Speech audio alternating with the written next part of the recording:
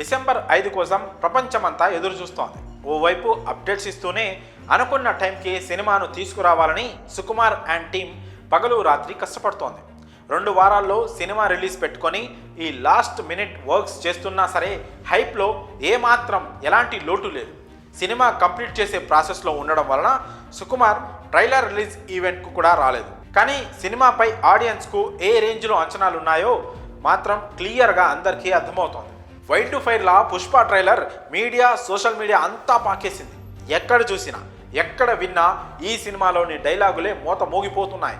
ఇక ఈ సినిమాకు లాస్ట్ మినిట్లో దేవిశ్రీతో పాటు మరో 3 మ్యూజిక్ డైరెక్టర్స్ యాడ్ అయిన సంగతి తెలిసిందే.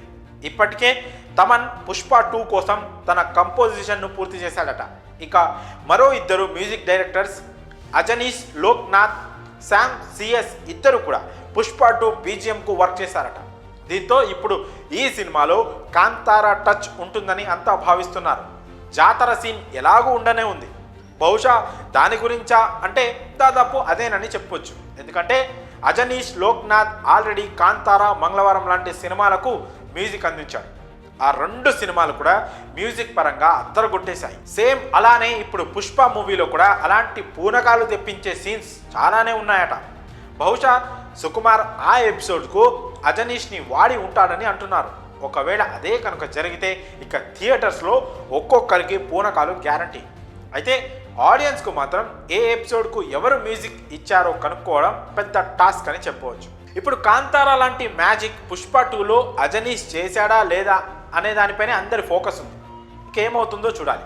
దాదాపు మేజర్ పార్ట్ అంతా కూడా దేవితో కంప్లీట్ చేయించి మిగిలిన కొన్ని పార్ట్స్ను తమన్, అజనీష్, శామ్ సిఎస్లకు ఇచ్చినట్లు సమాచారం. సాధారణంగా ఎవరో ఒక మ్యూజిక్ డైరెక్టర్ ఉంటేనే ఇలాంటి సినిమాలు నెక్స్ట్ లెవెల్ క్రేజ్ తెచ్చుకుంటాయి. అలాంటిది ఇప్పుడు ఈ సినిమాకు ఏకంగా 4 మ్యూజిక్ డైరెక్టర్స్ అంటే ఇది ఎవరి ఊహలకు అందేలా కనిపించడం లేదు. ఇంకా సినిమా పెండింగ్ పనులు జరుగుతూనే ఉన్నాయి. మరోవైపు ప్రమోషన్స్ హడావిడి కూడా అదే రేంజ్లో ఉంది. ఇక రిలీజ్ తర్వాత లెక్కలు తేల్చడమే బ్యాలెన్స్.